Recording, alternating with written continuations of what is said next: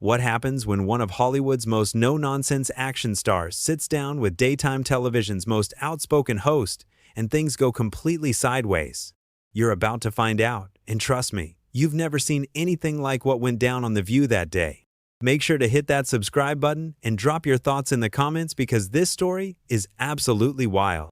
Jason Statham walked onto The View set that morning, expecting a routine promotional interview for his latest film. The British action star, known for his roles in the Fast and Furious franchise and countless other high-octane movies, had done hundreds of these appearances over the years. What he didn't expect was Joy Behar to immediately go on the attack the moment the camera started rolling. "So Jason," Joy began with that familiar smirk of hers, "I have to ask about something that's been bothering me. Your movies, they're basically just violence porn, aren't they? I mean, when are you going to make something that actually has substance?" The other hosts, Whoopi Goldberg, Sarah Haynes, and Sunny Hostin, shifted uncomfortably in their seats. This wasn't the typical warm welcome guests usually received on the show. Jason, maintaining his characteristic calm demeanor, leaned back slightly and raised an eyebrow. "Well, Joy, I think that's a rather narrow view of what I do," Jason replied in his distinct London accent. "These films employ thousands of people, they entertain millions around the world, and they tell stories about loyalty, family, and standing up for what's right. Not sure how that qualifies as what you just called it." Joy wasn't backing down. She leaned forward, her voice taking on that condescending tone she was famous for. "Oh please, Jason, let's be honest here. Your character basically just drives fast cars and punches people. Where's the art in that? Where's the social commentary? Don't you think you have a responsibility to use your platform for something more meaningful?" Whoopi tried to interject. "Joy, maybe we should." No, it's fine," Jason said, holding up a hand. His jaw was tightening slightly, the first sign that Joy's needling was getting under his skin. "I'm curious to hear more about Joy's perspective on what constitutes meaningful entertainment." "Well, for starters," Joy continued, clearly enjoying herself, "maybe something that doesn't glorify toxic masculinity. Your characters are always these macho men who solve every problem with their fists. Don't you think that sends a terrible message, especially to young boys?" The studio audience was dead silent. Even the camera operators seemed to sense the tension building. Jason's publicist, sitting in the wings, looked like she wanted to crawl under a rock. "Toxic masculinity," Jason repeated slowly, his voice dropping an octave. "That's interesting, coming from someone who's made a career out of attacking people on television." Joy's eyes flashed. "Excuse me? I think you're confusing holding people accountable with attacking them. That's exactly the kind of attitude I'm talking about." "Holding people accountable," Jason said, his voice remaining dangerously calm. "Is that what you call it when you spend 20 minutes tearing apart someone's life's work without knowing the first thing about what goes into making these films?" Sarah Haynes jumped in, trying to lighten the mood. "Maybe we should talk about the stunts in your new movie, Jason. I heard you do most of them yourself?" But Joy wasn't finished. "Oh, I know plenty about your movies, Jason. I know they make billions of dollars selling the fantasy that problems can be solved with violence. I know they perpetuate harmful stereotypes about what it means to be a man. And I know that intelligent actors like yourself could choose to do better." Jason's hands were now clasped tightly in front of him. The camera caught the subtle tension in his shoulders, the way his breathing had changed. "Intelligence," he said quietly. "That's rich coming from someone who just suggested that action films have no artistic merit and that millions of fans around the world are too stupid to understand the difference between entertainment and reality." "I never said the fans were stupid," Joy shot back. "I said the movies were irresponsible." "Right, so the problem isn't with the audience, it's with me," Jason said, his voice growing harder. "Because I choose to make films that people actually want to watch instead of pretentious art house pieces that 12 people see in independent theaters." Sunny Hostin tried to mediate. "I think what Joy is trying to say is—" "I can speak for myself, thank you," Joy snapped, not taking her eyes off Jason. "What I'm trying to say is that actors of your caliber have choices. You could use your influence to make films that challenge people, that make them think, that address real social issues. Instead, you take the easy money and make the same mindless action movie over and over again." The words hung in the air like a challenge. Jason was no longer the relaxed movie star who had walked onto the set 30 minutes earlier. His entire demeanor had shifted, and everyone in the studio could feel it. "Mindless," Jason said, standing up from his chair. The sudden movement caught everyone off guard. Let me tell you something about mindless joy. Let me tell you something about mindless joy. Jason continued, now towering over the panel. His voice was controlled, but there was an unmistakable edge to it that made everyone in the studio hold their breath. Mindless is sitting behind a desk every day, taking cheap shots at people who actually create something. Mindless is thinking that your opinion about my work matters more than the millions of people who choose to spend their hard-earned money watching these films. Joy's face was flushing red, but she wasn't backing down. Sit down, Jason. You're being ridiculous. Am I? Jason asked, remaining standing. Because from where I'm standing, it looks like you invited me here under false pretenses. This isn't an interview. It's an ambush. You've spent the last 10 minutes insulting my work, my choices, and essentially calling me and my fans idiots. Whoopi tried to regain control. Okay, everyone, let's just take a breath here. No, Whoopi, Jason said, his eyes never leaving Joy. I think Joy wants to have this conversation, so let's have it. Joy, tell me, what exactly have you contributed to the world of entertainment? What lasting impact have you made beyond sitting here every day complaining about what other people do? Joy's mouth fell open. I've been in this business longer than you've been alive, you arrogant. Being in the business and contributing to it are two different things, Jason interrupted. I've created characters that inspire people. I've made films that bring families together in theaters. I've worked with stunt teams and filmmakers who push the boundaries of what's possible on screen. What do? You tear people down for a living. The other hosts were frantically looking at their producers off stage. This was spiraling way beyond anything they had prepared for. Sarah Haynes made another attempt to redirect. Jason, maybe we could talk about your upcoming projects. No, Sarah, Joy said, her voice rising. I want to finish this conversation. Jason, you want to know what I contribute? I hold people accountable. I ask the tough questions that other interviewers are too scared to ask. I don't just sit here and let celebrities come on and promote their garbage without challenging them. Jason laughed, but there was no humor in it. Challenging them? Is that what you call this amateur hour psychoanalysis? You think you're some kind of hard-hitting journalist, but you're just a talk show host who gets off on making people uncomfortable. How dare you, Joy shot back, standing up herself now. I've been asking important questions about society and culture for decades. Just because you can't handle having your work critiqued doesn't mean I'm going to stop doing my job. Your job? Jason repeated, shaking his head. Your job is supposed to be entertaining the audience and having interesting conversations with guests. Instead, you use it as a platform to push your own agenda and make yourself the center of attention. Joy was practically vibrating with anger now. My agenda? My agenda is trying to elevate the conversation beyond mindless entertainment. My agenda is expecting more from people who have the privilege of influencing millions of viewers. There it is again, Jason said, pointing at her. Mindless entertainment. You keep using that phrase like it's some kind of insult. Do you know what's actually mindless, Joy? Thinking that entertainment has to be miserable to be meaningful. Thinking that making people laugh or giving them an escape from their problems is somehow beneath you. Sunny Hostin tried once more to mediate. I think what both of you are trying to say is, don't, Jason said firmly, holding up his hand but keeping his eyes on Joy. This is between me and her now. Joy, you want to talk about responsibility? Let's talk about the responsibility you have to treat your guests with basic respect. Let's talk about the responsibility you have to actually prepare for interviews instead of just attacking people. Joy's voice reached a new pitch. I am prepared. I know everything about your career, your box office numbers, your critical reception. That's exactly why I'm calling you out.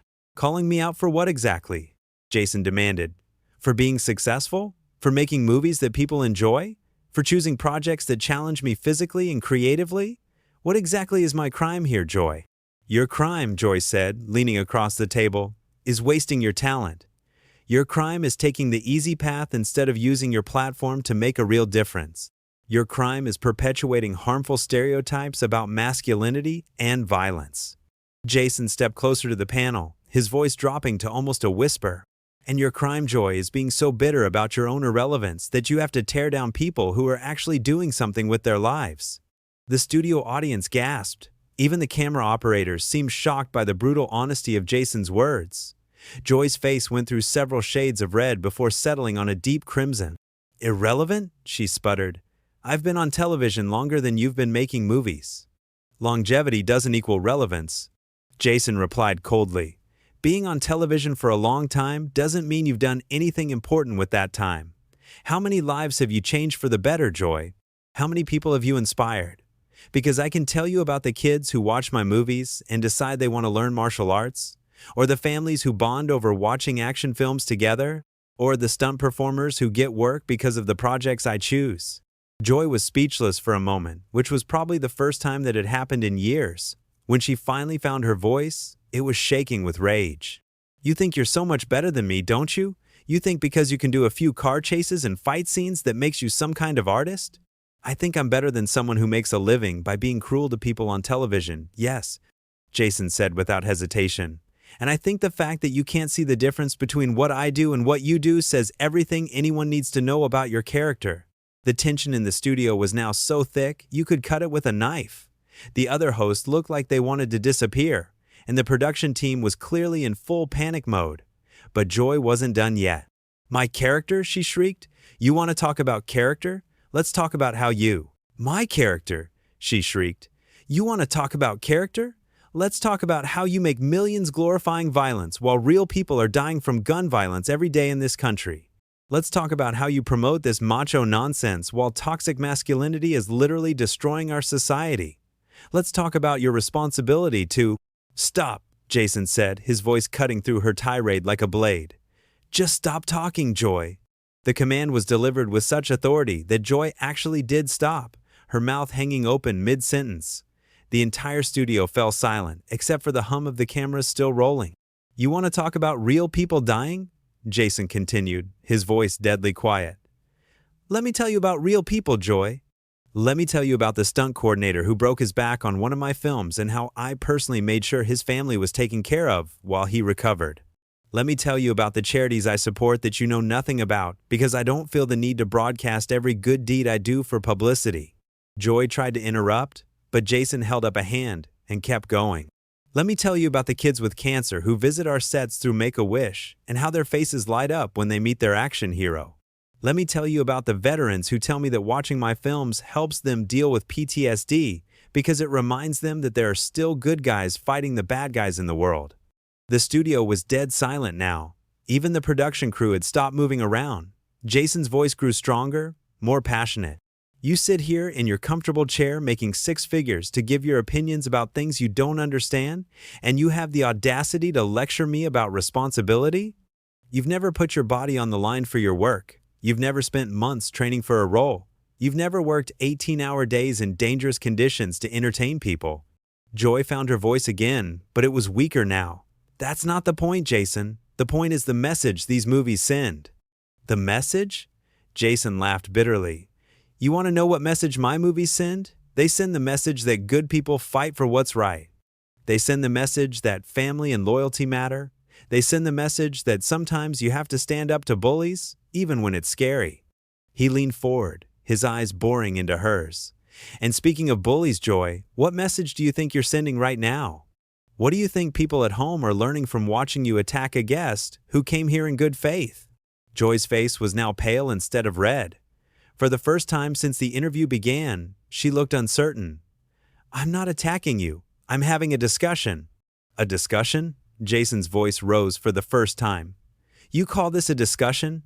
You've insulted my work, my fans, my intelligence, and my character. You've accused me of contributing to real-world violence. You've dismissed everything I've accomplished as meaningless. In what world is that a discussion? Whoopi tried one last time to salvage the situation. Maybe we should move on to... No, Whoopi, Jason said, still staring at Joy. I think America deserves to see what Joy Behar is really like when someone doesn't just sit here and take her abuse. Joy finally seemed to realize how bad this looked. Jason, I think you're overreacting. Overreacting? Jason stood up straighter, and his voice carried the full force of his presence. Joy, you've spent the last 40 minutes trying to humiliate me on national television, and now you think I'm overreacting for defending myself? He turned slightly to address the cameras directly. This is what passes for journalism on daytime television, folks. This is what happens when someone confuses having an opinion with having insight.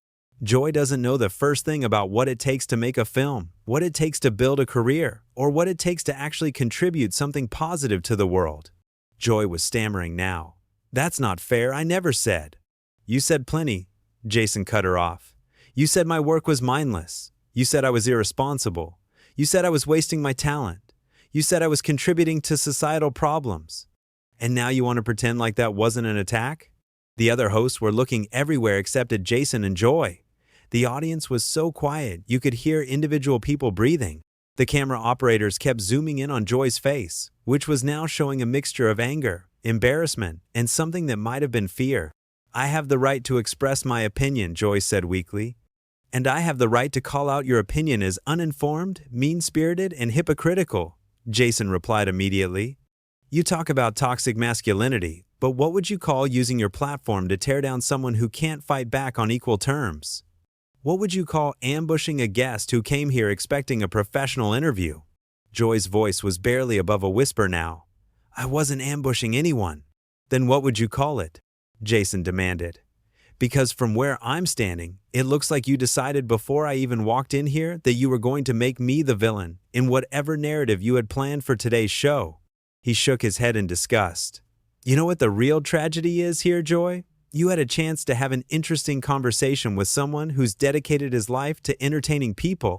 You could have asked about the craft of acting, about working with directors, about the evolution of action cinema. Instead, you chose to be small, petty, and cruel. Joy tried one more time to regain some semblance of control. I think you're being unfair to me, Jason. I was just trying to. To what? Jason interrupted. To embarrass me? To make yourself look smart by making me look stupid? To prove some point about masculinity by being more aggressive than any man would dare to be on television? The words hit their mark. Joy's face crumpled slightly, and for a moment she looked genuinely hurt. But Jason wasn't finished. You want to talk about responsibility, Joy? How about your responsibility to treat people with basic human decency?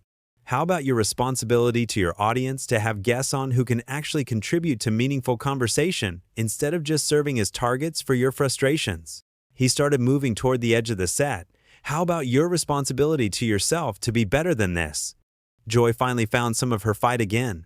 Where are you going? We're not finished here. Jason turned back to her one last time. Oh, we're finished, Joy. We were finished the moment you decided to make this personal instead of professional. He looked directly into the main camera. I came here to talk about my new film, to connect with fans, and to have what I hoped would be an enjoyable conversation.